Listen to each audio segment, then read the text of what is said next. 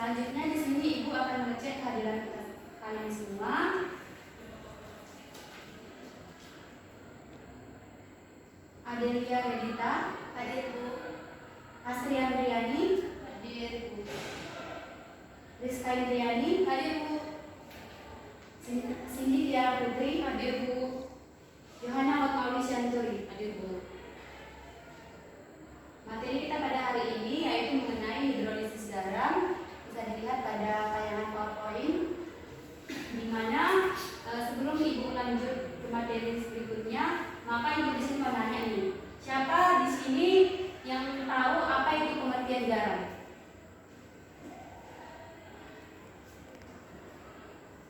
Ada yang tahu pengertian garam?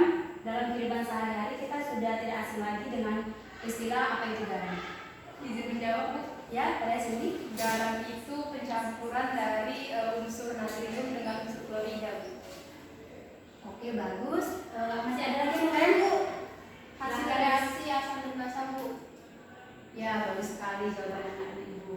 Nah, jadi seperti yang telah dijawab oleh Cindy dengan Rizka Indriani, bahwa garam itu dapat disimpulkan secara kimia, yaitu merupakan senyawa hasil dari reaksi antara asam dengan basa. Nah, pada gambar yang ada di tayangan PowerPoint ini, di sini ada 5 bahan dasar, di mana 5 bahan dasar ini sudah sering kita temukan dalam kehidupan sehari-hari. Ada soflin, baking powder, ada sari wangi, ada pupuk, dan ada sirup. Nah, di sini Ibu mau bertanya, dari kelima bahan dasar ini, mana di sini yang termasuk contoh dari garam? Siapa yang tahu, anak-anak? Saya, Bu. Ya, Astri? Kalau menurut saya tuh itu, Bu, yang gambar pupuk. Selain pupuk, Izin, Bu. Yang nomor 2, Bu. Apa tadi tuh? baking powder. Ya. Karena di situ kan ada natrium karbonat dengan bahasanya itu adalah NaOH, kalau nggak salah ya. Ya, bagus. Yang lainnya masih ada yang tahu di mana di sini contoh dari garam? Nah, seperti yang ada saya. Seperti tadi yang telah dijawab teman-teman kalian, yaitu Astri dengan Cindy, benar sekali, yaitu ada pupuk, yaitu mengandung kalsium nitrat, dan ada baking soda, dan yang terakhir ada soflin. Jadi soflin ini mengandung natrium fosfat. Nah, jadi yang tidak termasuk dari contoh garam yaitu sari wangi dengan sirup. Mengapa? Karena di dalam sari wangi dan sirup ini tidak terdapat kandungan garam. Nah, jadi materi kita yang telah Ibu katakan tadi yaitu mengenai hidrolisis garam, di mana hidrolisis garam ini materi ini sangat berkaitan dengan materi sebelumnya, di mana materi sebelumnya itu kita telah pelajari. Jadi Ibu mau tanya di sini, siapa yang masih ingat materi kita pada minggu yang lalu?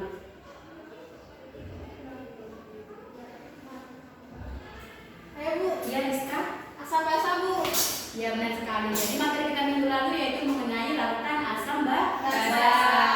Jadi di mana mengapa Ibu bilang materi hari ini yaitu mengenai hidrolisis garam sangat berkaitan dengan materi sebelumnya? Karena di materi larutan asam basa kita telah mempelajari bagaimana cara menentukan pH dari asam kuat, asam lemah, basa kuat, dan basa lemah. Adapun tujuan pembelajaran kita hari ini yang pertama, melalui kegiatan mengamati tayangan PowerPoint tentang keseimbangan ion dalam larutan garam, siswa dapat menelaah tentang keseimbangan ion dalam larutan garam dengan benar. Yang kedua, setelah mengidentifikasikan video tentang garam yang terhidrolisis, siswa dapat mengaitkan garam yang terhidrolisis dengan sifat asam basa. Yang ketiga, melalui diskusi kelompok, siswa dapat menyimpulkan sifat asam basa dan menentukan pH-nya dari suatu larutan garam yang terhidrolisis.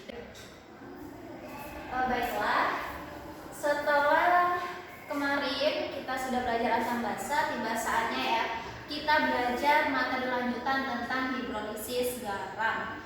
Jadi sebelum kita masuk ke sini, masih ingat nggak hidrolisis garam? Atau kalian sudah tadi malam sudah belajar membaca, mencari informasi tentang hidrolisis garam? Ada yang tahu? Mungkin Yohana, apa yang terpikir?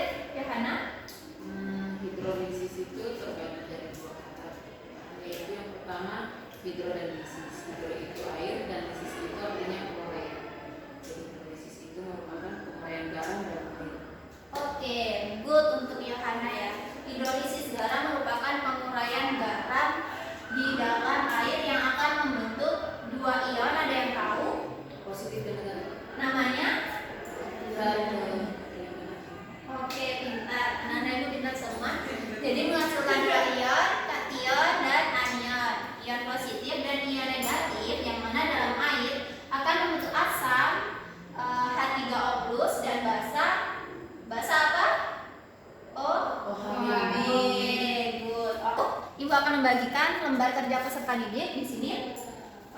Ibu bagi terlebih dahulu kalian menjadi 2 kelompok. Untuk kelompok pertama itu Yohana Fatmauli, Adel dan Cindy. Sedangkan kelompok yang kedua itu ada Rizka dan Lucy. Karena kita berlima jadi satu kelompok 3 orang, nggak apa-apa ya. Silakan untuk merapat ke teman-temannya ke satu kelompok. Ini ibu bagikan LKPD-nya untuk bahkan nanti kalian mengerjakannya. Baik, silakan sambil dilihat-lihat LKPD-nya, ibu akan menjelaskan kepada kalian bahwasanya garam bisa terbentuk dari beberapa pencampuran atau suatu reaksi. Yang pertama itu dari asam kuat dan basa kuat. Reaksi dari asam kuat dan basa kuat ini akan menghasilkan garam yang bersifat netral. Ada yang tahu netral itu sifatnya gimana? pH-nya mungkin? Oke? pH-nya itu 7, Bu. Oke, pintar sekali. Jadi contohnya dari garam dari asam kuat dan basa kuat ini adalah natrium klorida. Dari basa apa? Ada yang tahu basanya apa?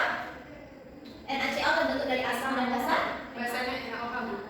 Asamnya? Asamnya HCl. Oke, pintar sekali. Lanjut, selain itu juga garam terbentuk dari reaksi asam kuat dan basa lemak. Contohnya di sini adalah NH4Cl. Ada yang tahu namanya dari NH4Cl ini apa? Mungkin kelompok 1, kelompok 2 ada yang tahu NH4Cl namanya garam apa? Terbentuk dari ayo. Oke, apa namanya? Amonium klorida. Oke, good untuk kelompok 1 Rizka ya. Oke, selanjutnya itu garam dari asam lemah dan basa kuat. Di sini di gambar bisa anak-anak ibu perhatikan ada larutan dengan rumus molekulnya CH3COO Na 0,1 molar. Ada yang tahu 0,1 molar ini menyatakan apa? Molar merupakan, ada yang tahu? Izin, Bu. Iya? Itu melambangkan berarti konsentrasi dari asamnya. Oke, pintar sekali ya. Itu merupakan lambang dari konsentrasi dari dari garamnya. Ya. Ini namanya adalah natrium asetat. Ya, namanya natrium asetat. Ini contoh garamnya dari asam lemah dan basa kuat. Bisa anak-anak ibu lihat semuanya. Ternyata bukan hanya yang kuat dan yang lemah saja yang bisa membentuk garam. Kuat dan kuat bisa membentuk garam, kuat dan lemah bisa membentuk garam, serta yang lemah dan yang lemah dalam artian asam lemah, basa lemah bisa juga loh membentuk garam. Nih contohnya ada basanya itu adalah NH3, NH4OH contohnya, dengan asamnya itu ada HCN. Itu akan membentuk suatu basa garam yang terbentuk dari basa, lemah dan asam lemah. Silakan untuk hitung pH larutan berikut. video yang ada di Yang A, depan. Jangan lupa untuk sambil dikerjakan CH3COO aktivitas 1 yang ada di molar. LKPD. Jika diketahui Silakan untuk Ka sambil dilihat-lihat ya. CH3COOH ini 5. Silakan sambil Nah, oke, menuliskan langsung saja. jawabannya. Yang A, CH3COONA 1 molar. Jika diketahui Ka dari CH3COOH itu sama dengan 1 dikali 10 pangkat min 5. Nah, oke, sebelum kita tuliskan persamaannya, kita identifikasi terlebih dahulu sifat garamnya yaitu CH3COONA. CH3COONA ini itu asam atau basa. Nah, untuk menentukannya kita perhatikan sisa asam atau sisa basa dari penyusunan. Jadi bagaimana anak-anak semuanya sudah Bu? Sudah, Bu. Sudah dapat jawabannya? Sudah, Bu. Oke, Ibu minta salah satu perwakilan dari kelompok kalian untuk menyampaikan hasil pekerjaan dari kalian. Kelompok 1 dulu atau kelompok 2 dulu? Kelompok 2, Bu. 1 Bu. 2 atau 1? Dua. Oke, sesuai dengan Ibu yang tunjuknya kemana? Silakan untuk kelompok berapa? 1, Bu. Oke, kelompok 1. Mau menjawab pertanyaan nomor berapa? Nomor 2, Bu. Oke, siap. Silakan untuk presentasikan aja. Oke, Bu.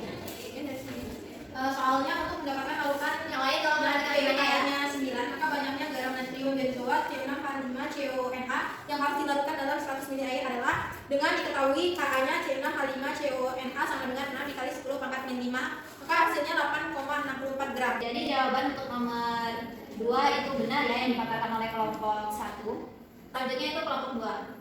Silakan untuk perwakilannya mengerjakan boleh mau kalian tulis di papan tulis, boleh juga untuk kalian mau sebutkan aja juga boleh. Silakan mau yang mana? Dibacakan papan tulis. Oke, silakan untuk perwakilan kelompok 2. Ayo ya, dari sini, kita tulis. Silakan untuk ditulis. Jadi soalnya campuran larutan. Langsung jawabannya ya Yohana, langsung ditulis penyelesaiannya bagaimana seringkas-ringkas.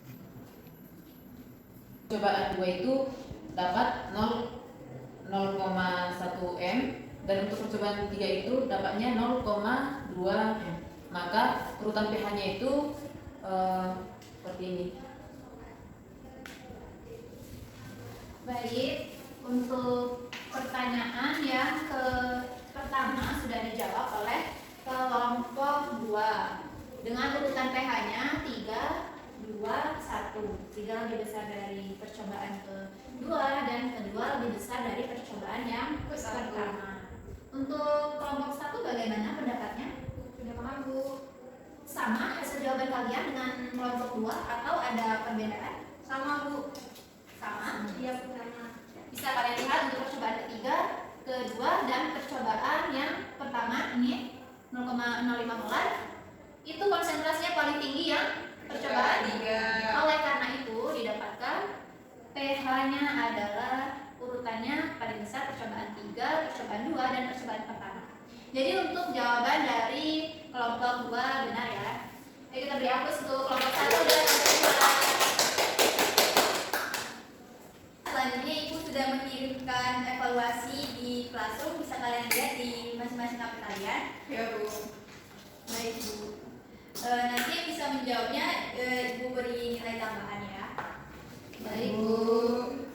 Baiklah, selesainya pelajaran kita hari ini. Apakah anak-anak sekalian bisa menyimpulkan materi yang sudah diberi tadi? Izin Bu. Ya. Dari yang telah disampaikan tadi, yang saya tangkap itu pertama bahwa pada hidrolisis garam ini asam lemak itu dapat bereaksi dengan basa lemak. Kemudian ada asam kuat dengan basa lemak, ada basa kuat dengan asam lemak. Cukup baik. Ada lagi bisa dapat menyimpulkan? Ya, Yohana. Jadi reaksi hidrolisis itu merupakan reaksi garam dalam air yang membentuk dua ion, yaitu ion positif dan ion negatif. Nah, reaksi hidrolisis itu berlawanan dengan reaksi penggaraman atau reaksi. Bagus, kesimpulan dari Cindy dan Yohana. Sedikit Ibu simpulkan bahwa hidrolisis merupakan reaksi penguraian garam yang di dalam air yang membentuk dua ion, yaitu ion positif dan ion negatif. Dan reaksi penggaraman itu reaksi asam dengan basa yang membentuk garam. Oke, didapatlah kesimpulan tadi oleh Cindy dan Yohana.